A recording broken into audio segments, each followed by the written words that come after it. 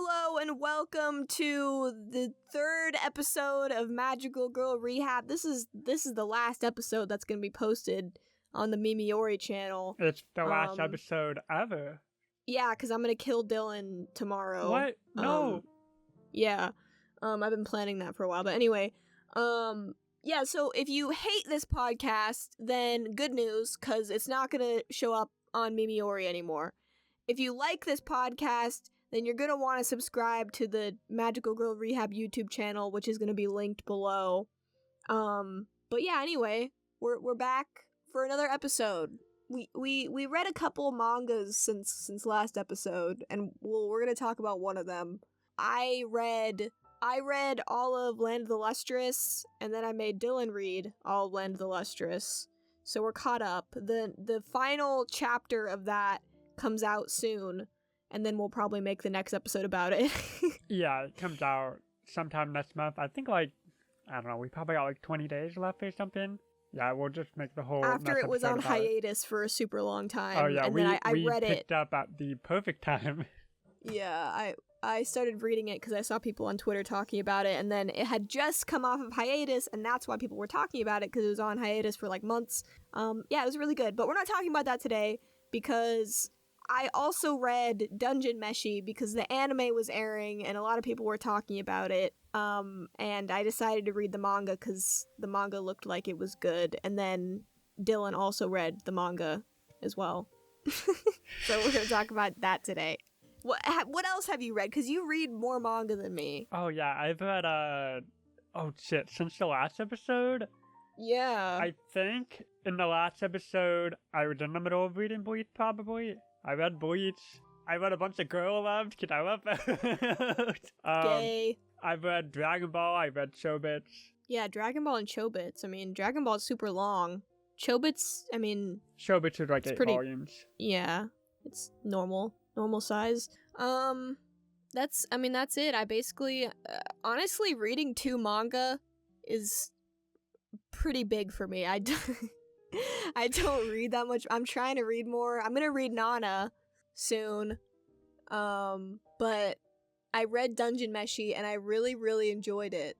I think it's probably one of my favorite manga now for a lot of reasons. I mean, I think we should probably talk about the characters and then talk about the story after that, because I want to give this some kind of structure. Yeah, I think that'd be best. But I mean, we'll probably talking about the character to kind of delve into the story a bit, but we can talk about the story in full later when we get to it. Yeah, I think we should probably avoid spoilers for a bit, the first 15 minutes or something like that, just in case people want to listen to what we think about it without spoilers. I don't know where the anime is at, but at the very least, we can also have a part where we talk about stuff that anime watchers would know. Yeah. So I know that both of our favorite we have the same favorite character, which is Marcille. Of course. I saw a poll on Twitter. I saw this one too, and I was surprised. Yeah, and Marcille was the least voted for, which is fucking insane to me. Because I feel I don't know, I feel like Marcille, I thought she was a fan favorite, but I guess not. And in that circle, at least. Yeah, I think anime fans just hate women. That's the only thing I can. That's the only thing I can glean true. from that. Well, they like it when their boobies are bouncing. Yeah. Oh, maybe that's why they don't like Marcille, because her boobs aren't bouncing everywhere every second. I guess that must be what it is. I mean, it is a good. All 4 main characters are really good. I think. The only people are gonna hate me for this. I think Leaus is the most almost. I don't want to say boring because he is interesting, but he's kind of sticks out to me as just I can't really pin down what people like about him that much. I like Leaus. It's hard to explain. Compared to Chilchuck, Senshi, and Marcille, he feels like the most static to me. Which I know it's wrong because he's got a lot of depth, and he's weird. Obviously, he's super autistic and into monsters, and he kind of has this weird wall between himself and other people, which is, again, a lot of people think that he's genuinely just autistic coded because of the way he interacts with people and how he's obsessed with like one thing. But the way the manga ends kind of makes me think differently than that, which we'll get into later. But yeah, what do you think about Layhouse? I guess we'll start with him. I think he was the one that won that poll. I think he was like a 30%, and like Senshi was like 25. Yeah, which is so strange to me. I mean, yeah, he's cute. But well, I would have thought cute. Senshi would have dominated that poll. Yeah, I thought Senshi would have won too, because Senshi won. On Tumblr they had a who's hotter, Senshi or Reagan, and Senshi like destroyed Reagan, which is it's a little bit of recency bias, let's be real. The pussy shots are crazy. Yeah, the pussy shots, the ball jiggle vids of Senshi. I mean, yeah, I feel bad 'cause I don't really have too much to say about Layhouse. I like him. I have a lot of thoughts for what happens to him at the end of the manga, because him and Marcille are kind of like the main characters. Yeah. Especially near the end. And his arc is kind of concluded in a really strange way. I think it's strange anyway. But I guess we'll talk about that later. But out of like the 4 cast members, Marcille, Chilchuck, Senshi, Izutsumi, which is just entered the anime, I think, or is about to, I'm not sure. All of those characters are so eccentric. Like, they have so many different quirks and stuff and, like, definable personality traits.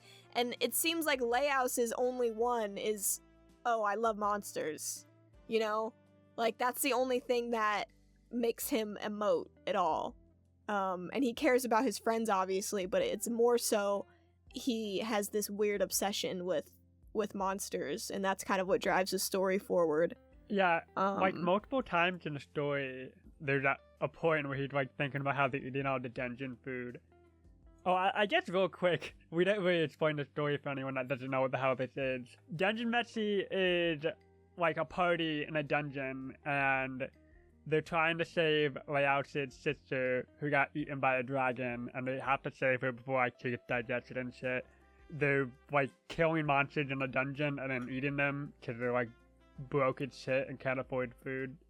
Yeah, so the basic problem is the reason that a lot of adventurers can't get down to the lower floors is because they keep having to go back up to get food, and then go back down. So a lot of adventurers can't make it to, because there's like different levels of the dungeon, and they want to get to the bottom because that's where the dragons are. That's where the dragon that killed Layhouse's sister is. But in a dungeon, if you die in the dungeon, then you can be resurrected because your soul gets like trapped to your body when you die in the dungeon, so you can be resurrected and be like perfectly fine. So that's why they're going back down to save her and get her out of the dread dragon's stomach or whatever. But yeah, basically everyone else who explores the dungeon to get like treasure or find rare items to sell, they do it as a job.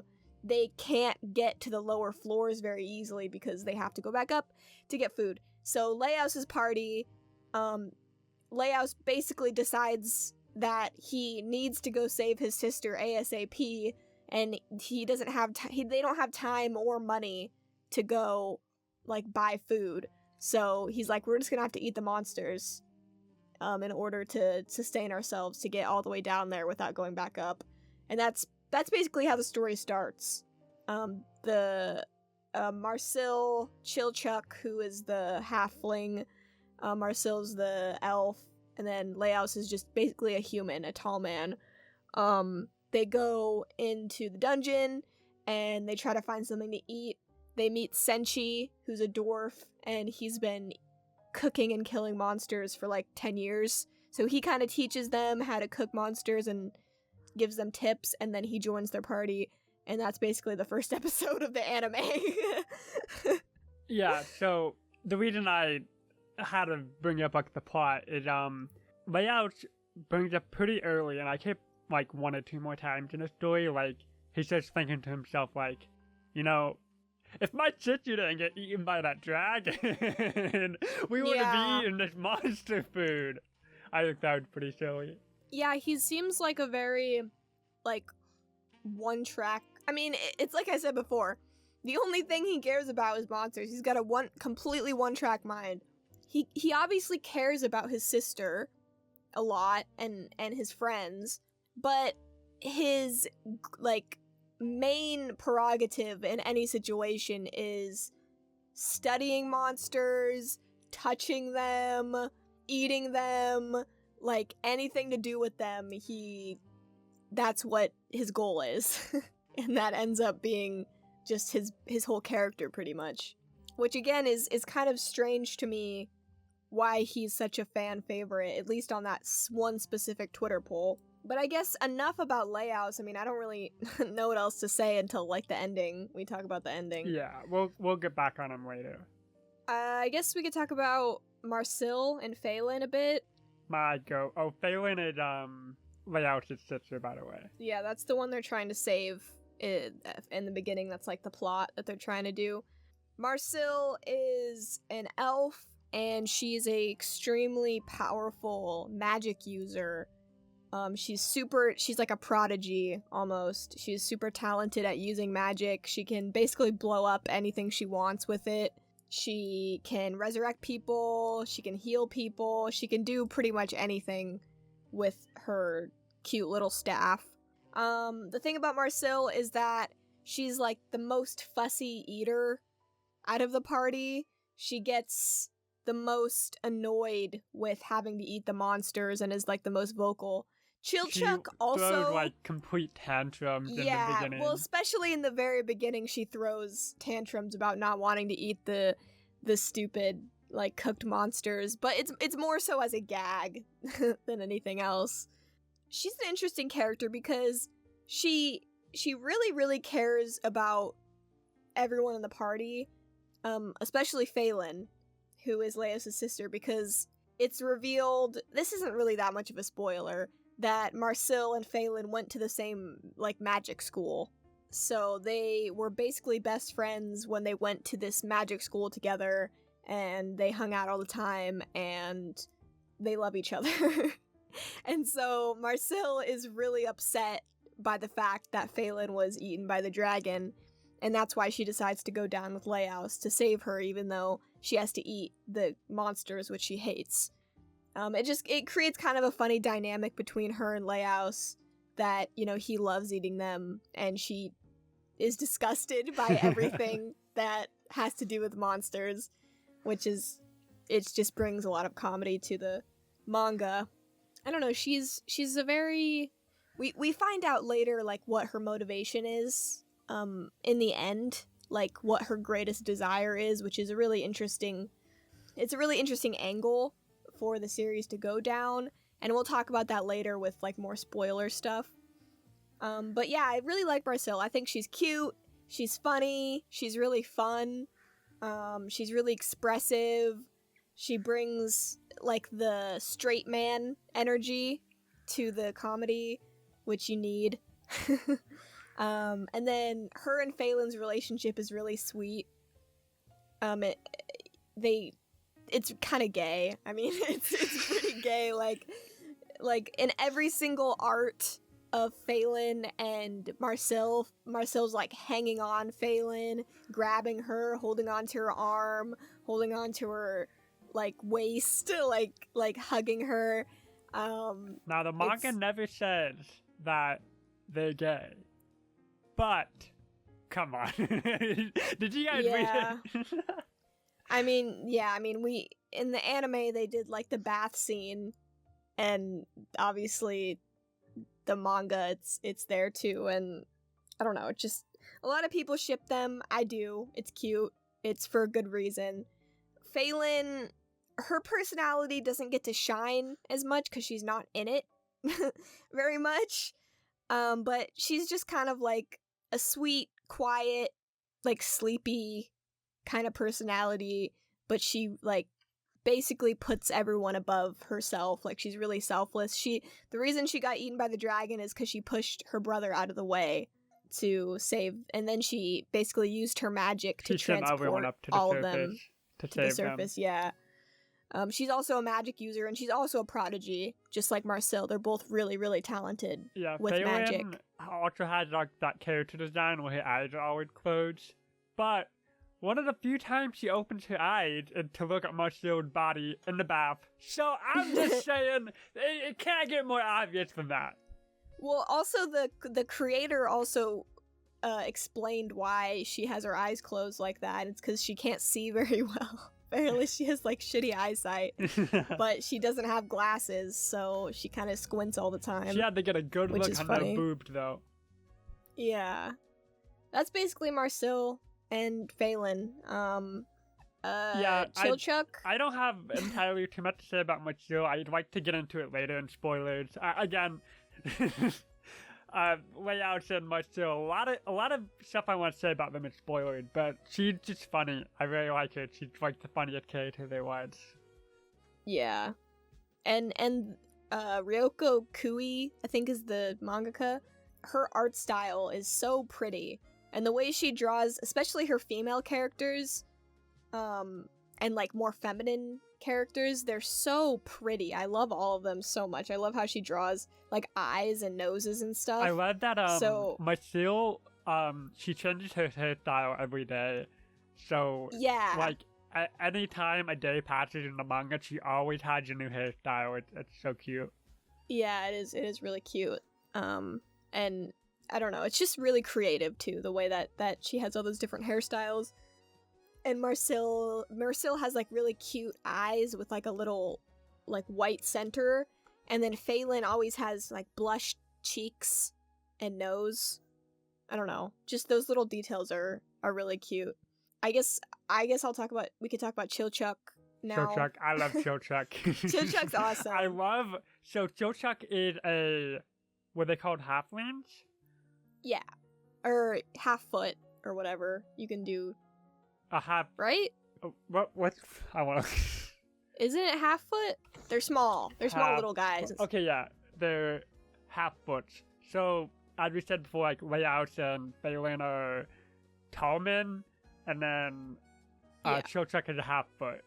And I really like a lot of people make memes of like a really tall man and a small man. It's like Layouts and Chilchuck. yeah, those are good. Chilchuck is a really funny character too, because I mean, as an audience member, we're kind of put into a position where we don't know much about like these races and how it works.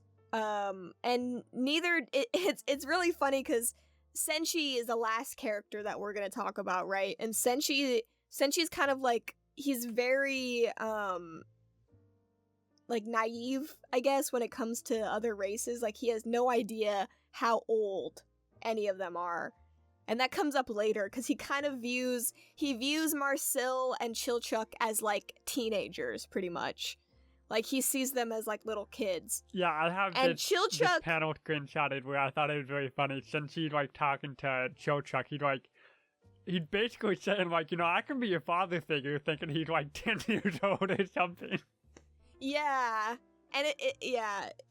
So Chilchuck's age is pretty difficult to distinguish when you first start reading and watching, and I think that's on purpose because the author is trying to, I guess, explain like the way that these different races look based on what your race is perceived as like young or old is how you treat them.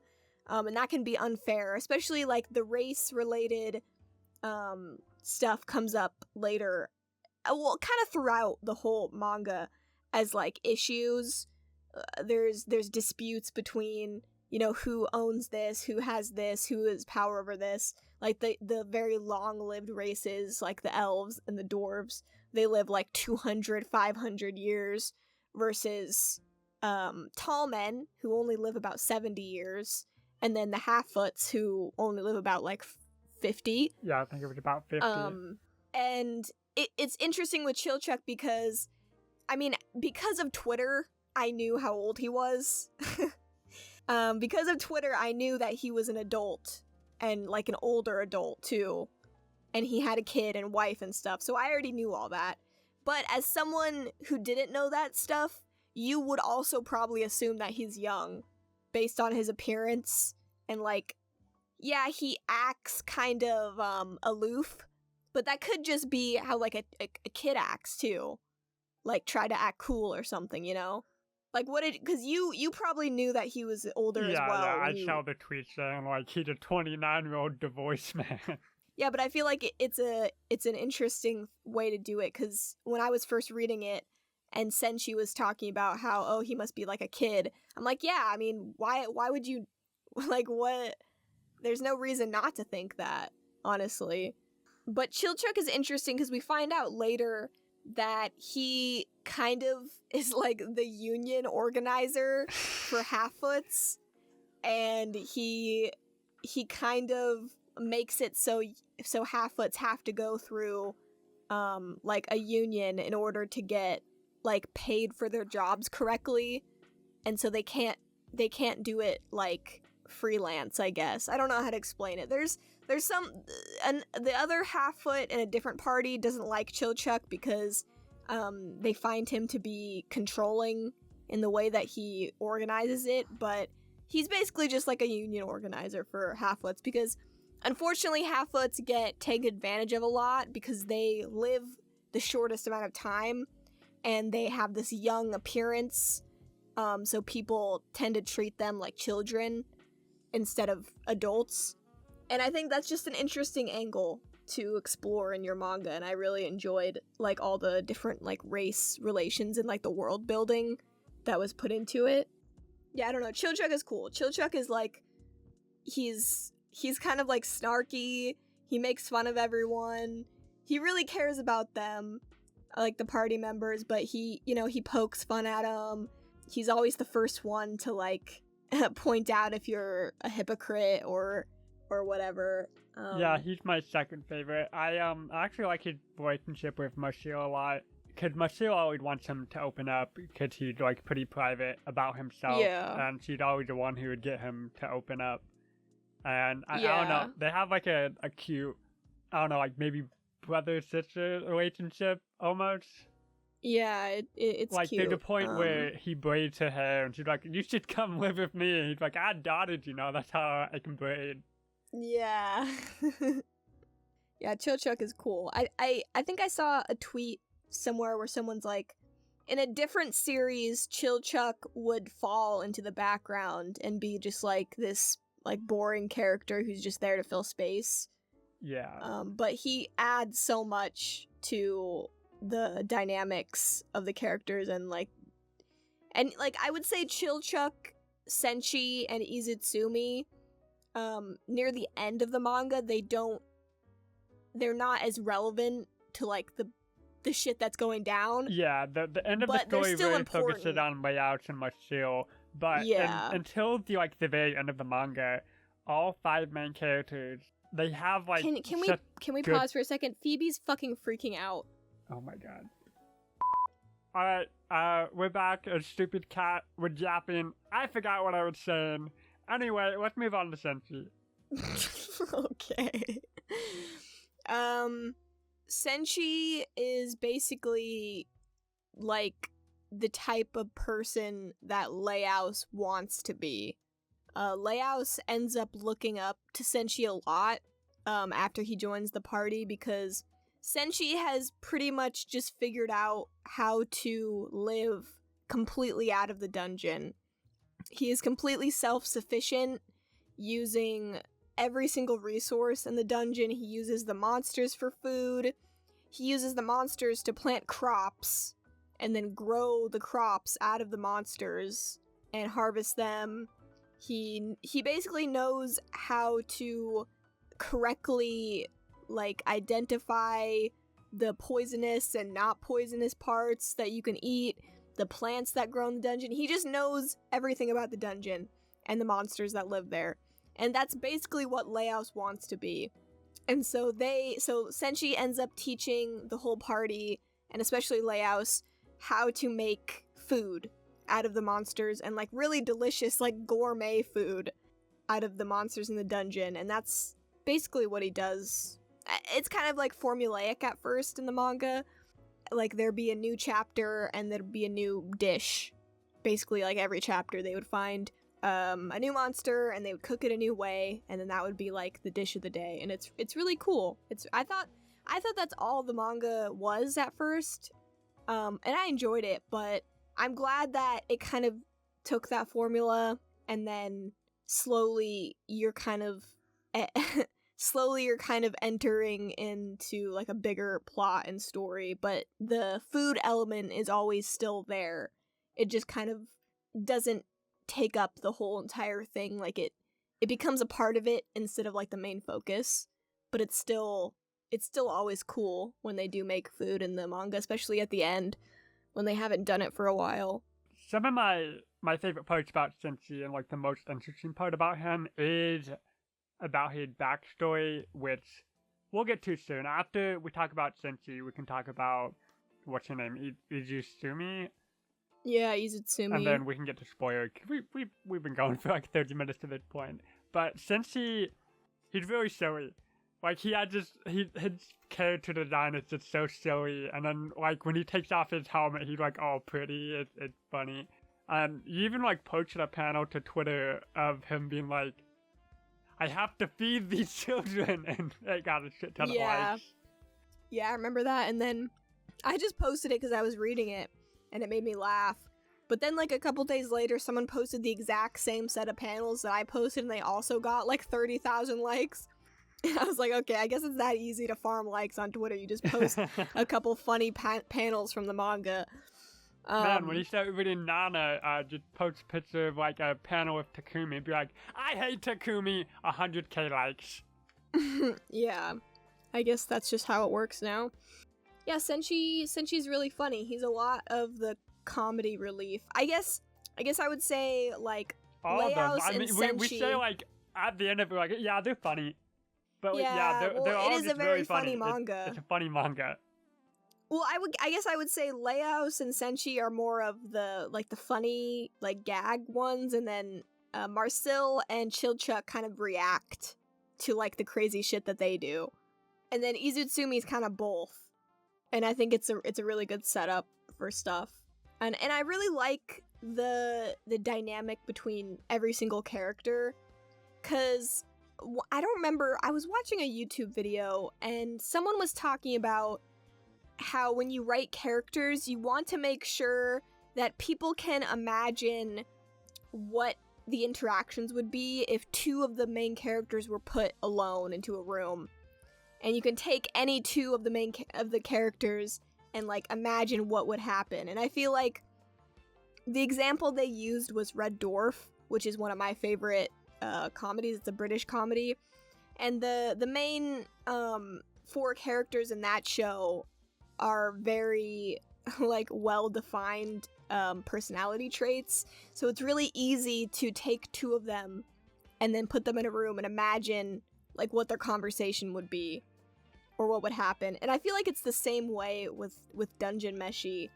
You can take any of the 2 characters and imagine what would happen with like their conversation, or what they would do if it was just the 2 of them, really easily, because the characters are so like well realized. It's one of like the biggest strengths of the manga, I think, is the really characterizations. When you have a small cast, it really goes a long way to build characters like that. I remember feeling this way about Kaguya-sama Love is War. When I was watching it, every character pairing would get like their own episodes and chapters, and there was a point where I was like noticing this. I'm like, wow, this is pretty good. Except there hadn't been one pairing, and it was Shirogane and Miko Ino, and the episode had just started like with them noticing like, could they get trapped in the club room together? Not trapped, but they're just in the club room together, just them 2, and they're like, oh shit, we never talk at all. And then the whole episode's about them. Yeah, it's a really good setup for comedy and also just characterization. And with a show like Kaguya, I mean, I watched like the first couple episodes of Kaguya and I haven't read the manga, but what I know is that there's a lot of internal like monologuing. It's basically most of the show is like tearing apart what's happening in the characters' heads during like every situation. And that's also it's just a very good device to use for like comedy and like getting to know the characters well. So I don't know, Dungeon Meshi, if you're on the fence about reading it or watching the anime, this is basically your sign, because it's really good. It's a really good show. The characters are really good. It's really funny, and it gets kind of crazy near the end of the manga. Like, the plot thickens, I guess. But yeah, I think we should get into spoiler territory now. So, if this is interesting to you, leave. Come read the whole thing, but then come back here and watch it. But like and subscribe for you to leave a comment saying, like, I love this podcast, and Dungeon Meshi is probably awesome. Yeah. Put this shit on Reddit too. Yeah, put it on Reddit and say, like, this is a cool podcast, and then show it to your mom. Maybe not. Your mom might not like it, but no, I think people's moms would love me. TBH, we're not vulgar. I guess I could be vulgar. MILF Magnus. It would work. Poopy butthole. I don't know.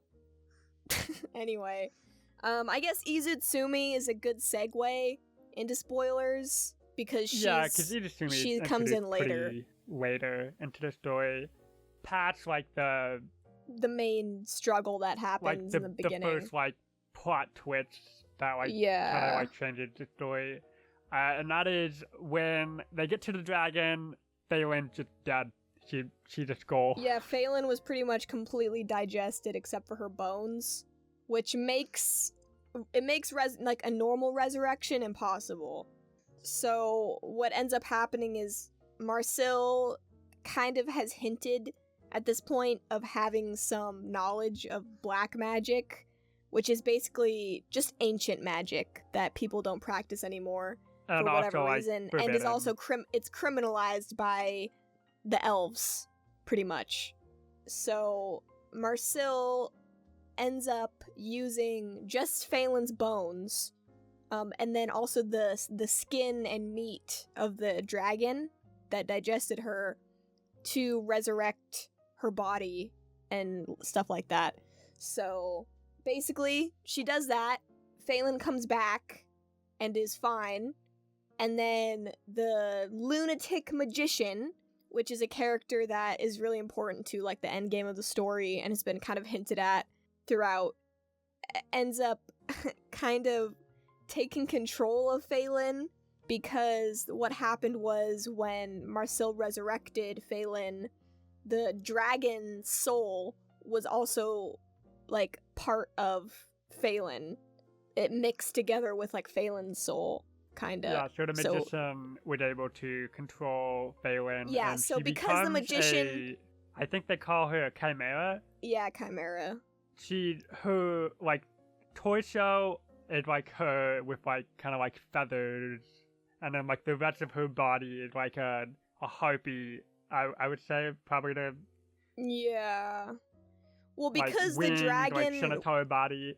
The dragon was made in the dungeon, and the lunatic magician can control everything that is part of the dungeon, which includes the dragon. So that's why he was able, Thistle is his name, he was able to control Phelan as well, and kind of just direct her to attack her friends and stuff like that, which sucks, because they just saved Phelan, and now they have to basically save her again. Because she's being controlled by this crazy guy, and that becomes the new like plot after that. And then shortly after that fiasco, they try to go deeper into the dungeon in order to find Thistle and Phelan, and they run into Izutsumi.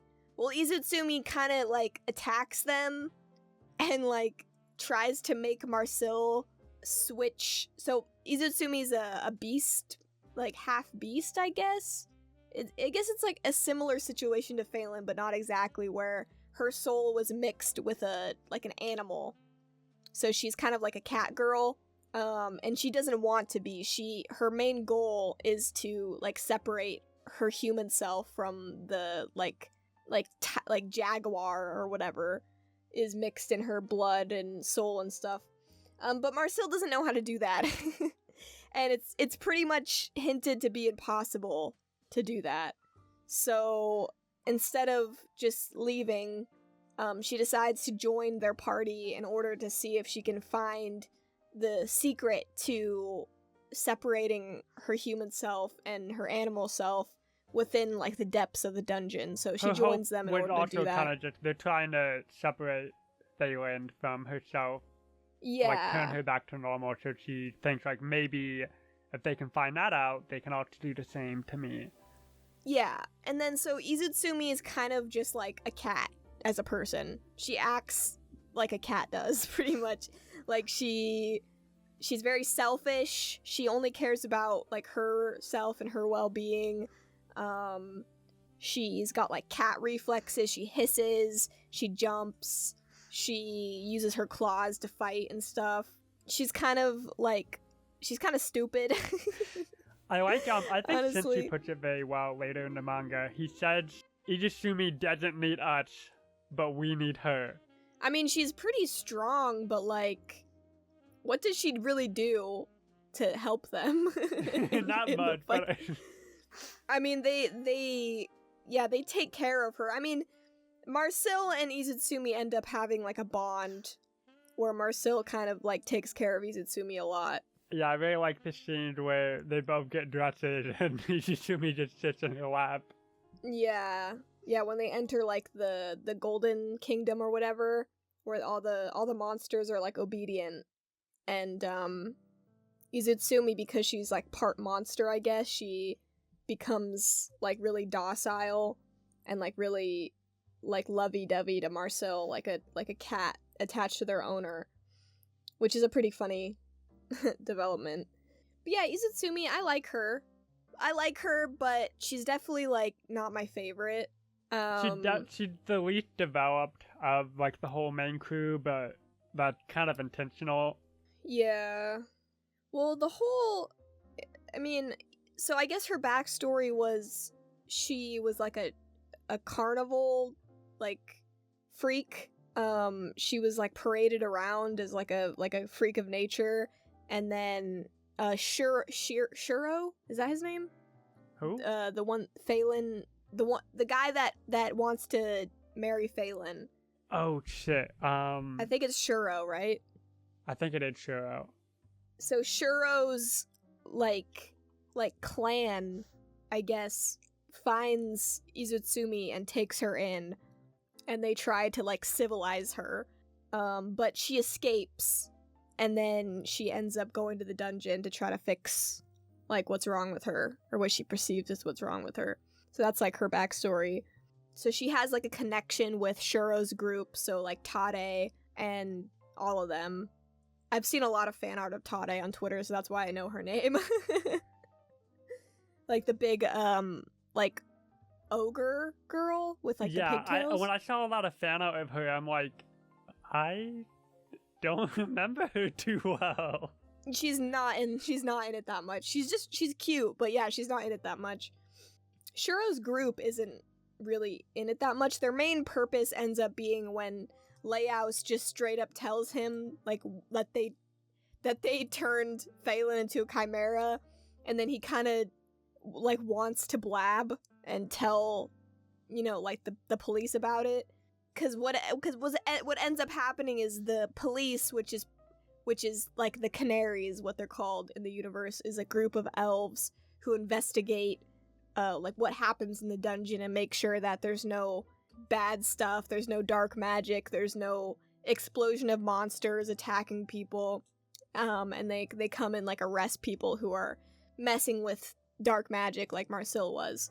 So they come in later. I'm realizing now that there's like a lot of different characters at play. Like we haven't even talked about Kabru yet. Yeah, it's important to talk about the main characters, but there are a lot of characters. We both like Kabru though, so I think he'd probably worth talking about. Well, I really like Kabru because I know he just showed up in the anime because I've seen people with, like, posting him. He's supposed to be the foil for Leaus. So he likes humans. He's interested in humans, and like he always like psychoanalyzes people, and he's interested in like why people act the way they do, what like, you know, what their motives are for doing stuff. He's always kind of talking. He's very good with people. He's very nice. He's good at asking questions. He's just very like smart when it comes to people, and Leaus isn't. Leaus is so weird, and like when he can't scramble together a good social interaction, he's always like wondering what he should say, or like just says stupid stuff with no tact. Like he has no idea like what makes people upset, or like why people would not react the way he thinks they should. And he's kind of like averse to people, which is what we see, especially like in the end game, with the lion is kind of like saying like, you don't like humans, you know, you don't care about them, you should just become a monster, you know? And Leaus loves monsters, and Kabru hates them because Kabru's entire family and village were completely overrun with monsters, so he's like traumatized by them.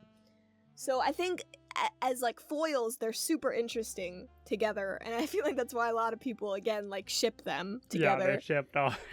Kabru is one of like the prettiest character designs in the manga too. Like the way the mangaka draws him, he's like so pretty. he's like his eyes and his hair and I don't know, he's just so elegant, I guess is a good way to put it. And Leaus is kind of like clunky. Leaus is like a big clunky, I mean, he's not graceful, you know, like Kabru is, which is also an interesting like character design thing that was done. So I guess we could talk about the end of the manga. I mean, while we're on the topic of talking about it a bit, alright, so earlier in the series, Leaus loses his sword and he picks up a new one, and he kind of hides from everyone that it's like alive. It has like it has a little lion like thing on it, it has just like little tentacles that comes out, and he hides it from everyone, and it ends up being like this lion demon of the dungeon, and they believe the lion is the ally. At a point, they are trying to take down the dungeon master, the lunatic magician. How did the book work again? The book was able to seal away the demon partially. Yes. The lion was sealed away within the book. Because when the demon basically makes it so your desires or like your wish becomes so overwhelming that's like all you can think about. Yeah, it completely corrupts you. They learn that being the lunatic magician, being the dungeon master, is not a good thing. Because they learn like we need to become the dungeon master, like Leaus and Marcille, to save Phelan. We need to, and they quickly figure out that's not good at all. Marcille is the one who becomes the new dungeon master, and her ideals become completely warped. And her wish and desire was for all races to live the same, and I don't know she wants everyone to live like 1,000 years because she wants everyone to live the same amount, because like we talked about earlier with like the races all being different, the elves, like Marcille, are like different from everyone else because they live so long. And she's a half elf. Yes, that so too. elves live like 500 years, but if you mix an elf with a human, they live longer. So they live 1,000. So she will literally outlive every single person in her life who isn't exactly like her. And the reason it's difficult for her is because half elves are looked down on because they're like less pure than a full elf, and they also can't have kids. So she literally can't even have kids so that she can have like someone to be with forever or like live as long as her. So it's just a really lonely, sad existence, and she wants to change that. like, on top of that, it's sad and lonely, and then you're just there for twice as long as everyone, and you're looked down upon, so it's like, it's all round bad for her. So that's why she ends up wishing to make everyone live for as long as she lives, which it's a pretty, like, impossible dream to have. It's like a fantastical thing. And when she tells the other party members that's what she wants, they all kind of, like, laugh at her. They're like, what the hell? I don't want to live for 1,000 years. And she's like, well, I have to. It's like, yeah, I mean, it sucks, but it's also interesting to see Marcille written this way with, like, Theo and Erin recently. She's, like, the complete difference. She's, like, an 1,000-year-old elf, and she's, like, completely numb to the loneliness. And, like, time is nothing to her. But then Marcille is like, she's gonna have to suffer alone for so long without anyone. And it when she becomes a dungeon master, it completely corrupts her. Yeah, Marcille's only 50 years old, which is pretty... It's difficult because it's explained that half-elves, the way they grow is really erratic. So her age right now, like her mental age, can be disputed, but she's probably like late teens, early 20s, like mentally, I think, the way she acts in the manga. So it's difficult to gauge with half elves, like, when they become an adult, because there's not many of them, I think, is what's implied, and also, like, their growth rates are very different from each other. So it's explained in her childhood, she was always bigger than the other kids, and then she was younger than the other kids, and she never really had anyone that was her, like, that she could play with, or, like, was her in her age group, because she was growing at such a weird rate than everyone else. So she basically only played with her dad, who was a human, and he died when she was, you know, not even that old. In compared to her lifespan. So that's why she basically gets consumed by the desire to change everyone's lifespans. Because when the demon, the lion thing, is completely unsealed from the book, it makes it so, like, that's all you can think about is what you want, like, all the things you want. And it grants it to you because it eats your desires. Its food source is your desire. So that's basically what happened with that. And the way she got snapped out of it was all of her party members, like, telling her that she has to give up being the dungeon master. Chilchuck is like, you can meet my kids. I don't even remember what everyone else about said. The relationship, like, Marcille always wants Chilchuck to open up. What happens after that? I mean, we skipped a little bit. Before we move on to Layout, I want to touch on Senshi's backstory, because it was one of my favorite parts of the manga. I was spoiled on it, so it didn't really hit that hard for me, yeah. Senshi's backstory is that, the details are a little fudgy, but when he was younger, he and his group, they found a dungeon, I believe, right? That's right? Yeah, they went to a dungeon together. Yeah, and what was it? Like, they get trapped in the dungeon somehow, and they get to the floor that the layout keeps changing. Yes. So they can't figure out the way out. Senshi being the youngest, they're, like, feeding him the most, because he's, like, the young one and growing. Because they're all dwarfs, I think. Yeah, they're all dwarfs. So their lifespans are all, like, 200, 300 years. So, and at that time, he was, like, 80 or something? Like, really young. So he's pretty old, but, like, to a dwarf, he's young. Yeah. And at one point, someone is again feeding Senshi all the food, but, like, so the two opposing parties is, like, one is like, well, he's the youngest, he can, like, carry on. Like, it's more important to feed the young. And then the other guy was like, we're all gonna die! So that was the opposing, and then they leave the room, and the guy on the side of Senshi comes back with food, and Senshi eats it, and it's, like, the most delicious thing ever. But of course, the It's like a worry of meat him stew. is that he just ate another dwarf. Yeah, Senshi's whole party gets trapped. They don't have any food. They don't know that they can just kill and eat monsters, or they don't have enough information to do that yet. So they're basically just starving, and then party member, the one that's protecting Senshi, gets in an argument with the one that isn't, that's kind of wanting to, I guess, not feed Senshi. And then after the argument, the one that's protecting Senshi gives him like a bowl of meat stew. And Senshi's basically, ever since that happened, so like 100 years has gone by, and Senshi this whole time has thought that he could have been eating like his fellow dwarf that was killed by the guy that gave him the stew to protect him. But then we end up finding out that it wasn't a dwarf, it was actually a monster, because the group finds the same monster, kills it, and then eats it in a stew the same way, and they're like, oh, and Senshi's like, oh, it tastes the same.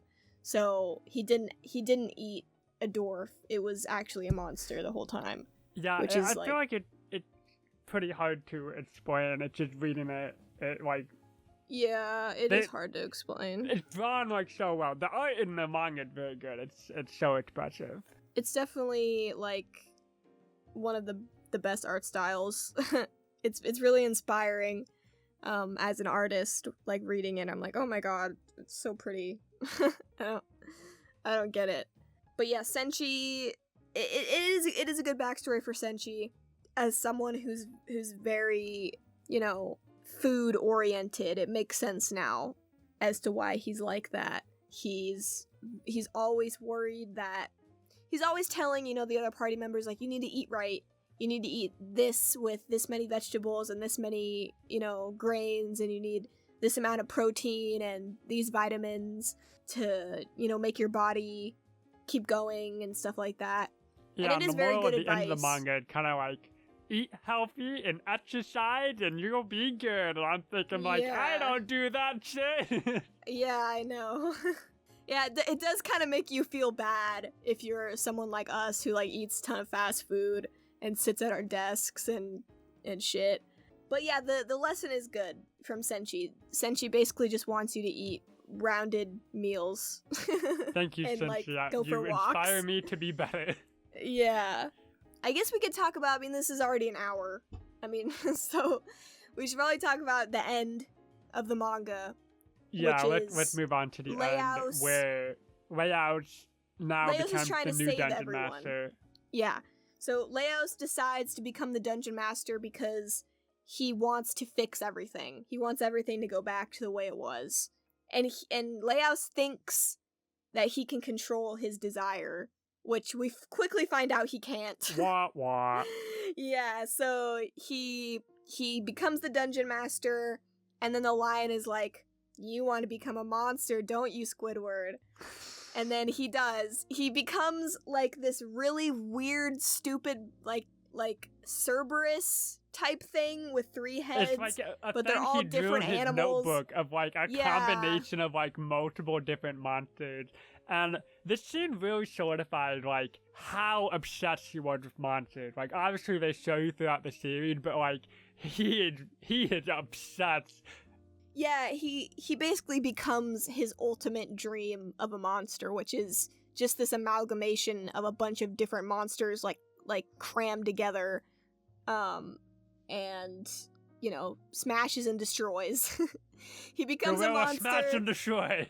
Yeah, he becomes a monster and just starts, like, breaking everything and ruining shit. But when he drew the monster in his notebook, right before he confronted the lion, he added, like, a clause at the bottom, like, written really small, about his monster. Able to eat and digest desires. Okay, so basically what ends up happening is Leaos, as a monster, eats the demon, which eats the demon's desire to eat, right? Because the demon's whole entire purpose was wanting to eat others' desires, so that was his desire. And then Leaos eats that, so then it, like, dies? I think so. Yeah, I think that's it. It's been we finished this manga, like, maybe a month ago, and we were like, we should record right away so we can be, like, super knowledgeable about it. Yeah, so if any of this is like kind of all sloppy, that's why. Yeah. It's Magical Girl Rehab. I don't know what you expected. It's not premium podcasting. It's podcasting. Well, I mean, that it is premium podcasting, but yeah, I guess it is premium podcasting. But anyway, yeah, basically, Leaus. But listen, right before the demon gets eaten by Leaus, the demon says, "I curse you that your greatest desire will never be like fulfilled." And Leaus is like, "Oh shit, does that mean that my sister's never gonna come back?" Because that's what Leaus thinks that his greatest desire is. He's like, I mean, this whole time I've been trying to save my sister. She's still a chimera at this point. So does that mean that she's never gonna be human again? So after Leaus defeats the demon, everything pretty much goes back to normal. I mean, the dungeon is completely destroyed. Phelan, at this point, has been frozen in ice, and she's still a chimera.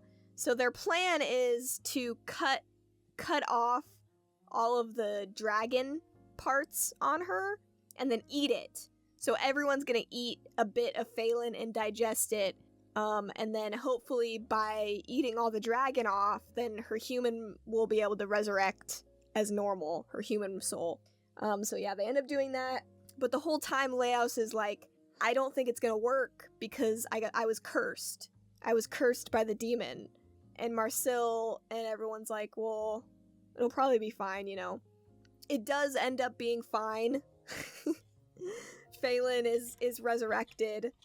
And so then Leaus is like, well, what was the curse? And the whole time, there's another element where, like, the citizens of the Golden City are basically worshipping Leaus as the king because he saved them. He defeated the demon. They were basically trapped in the dungeon, and Leaus freed them.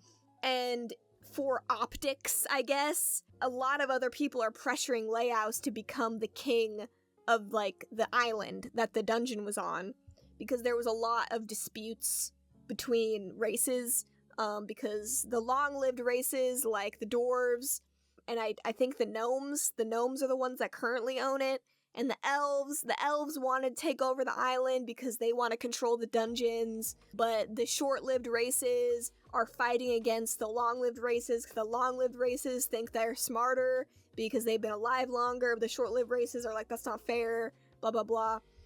So a lot of different people want Leaus to become the king, since he's a tall man, which is pretty much equivalent to like a human. So his lifespan is around like 70, and that's considered a short-lived race, right? That's sub 100.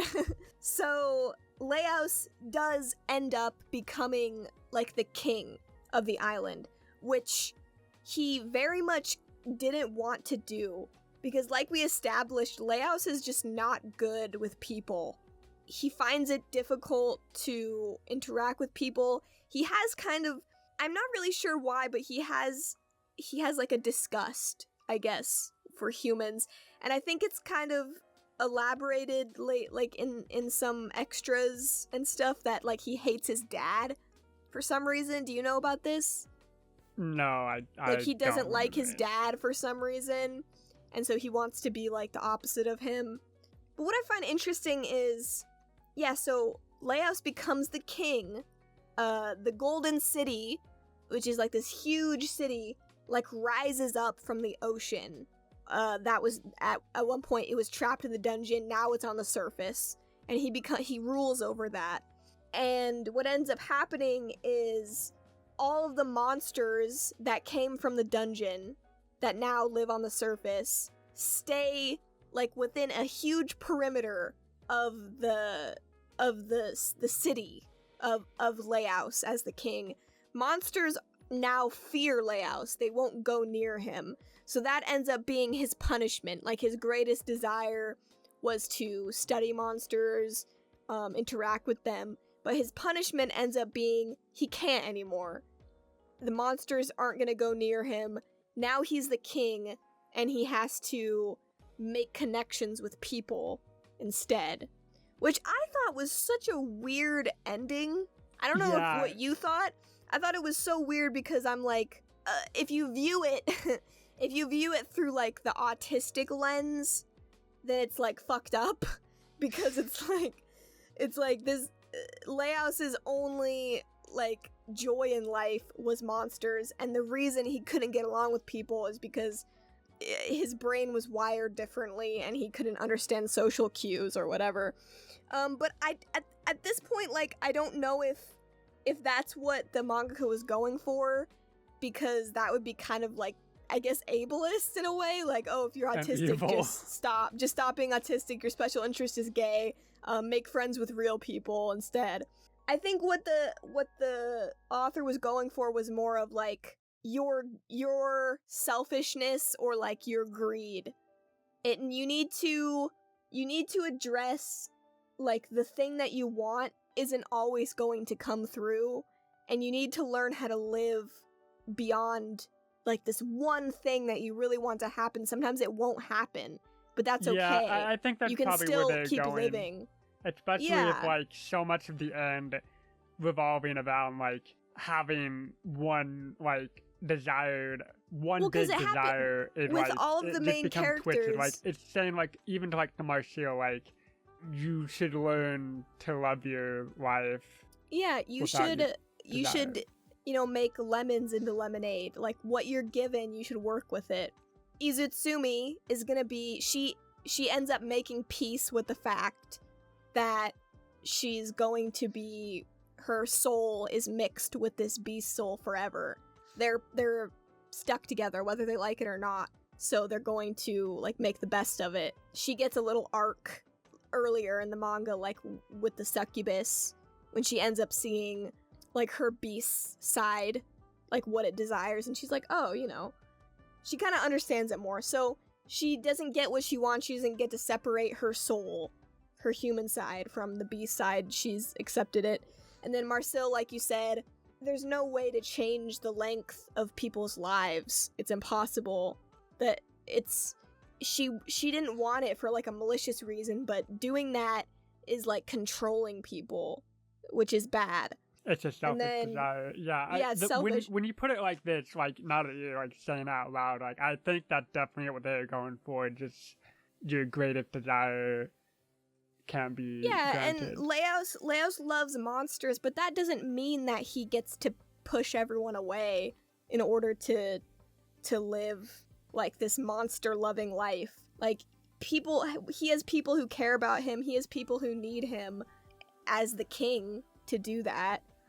Sometimes you have to do what's best for everyone instead of just selfishly going off on your own. I think that's kind of what what the author was trying to say with it, which I thought was, after thinking it over, like, it is a good ending.